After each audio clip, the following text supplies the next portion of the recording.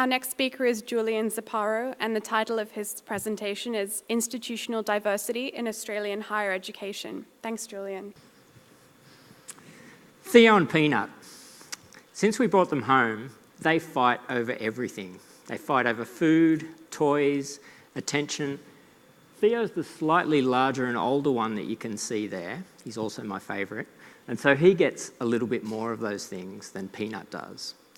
There's also a really important and subtle battle for status going on. So they're both trying to work out just who the alpha of our pack is. In all of those ways, they're like universities. Universities operate in a status economy where they're constantly bickering amongst themselves to maximise their prestige and their resources. So, in this analogy of my work, I'm hoping you'll consider Theo and Peanut to be Australian universities, and as the provider of most of their resources and rules, I'm the government. What I'm interested in is how similar or different is their behaviour and why.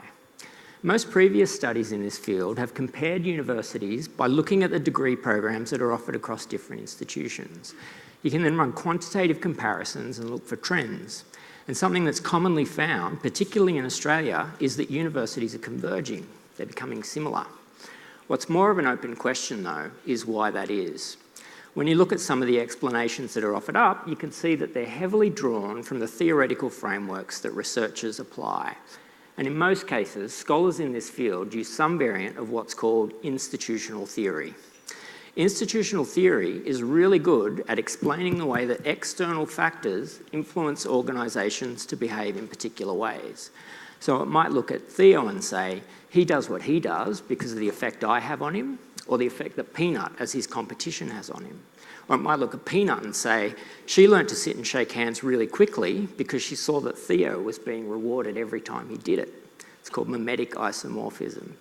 So rather than compare universities through the degrees they offer, I'm looking at the academic research that happens in every Australian university. How similar or different is it?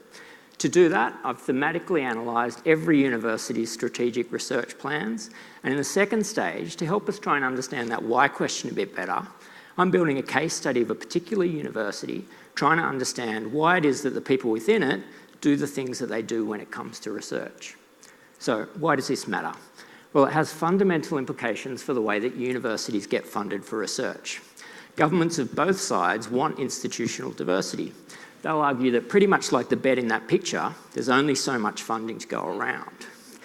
So our sector has to be configured and resourced really efficiently so that as much of this awesome world-changing research that you're going to hear about tonight as possible has to happen. Thank you.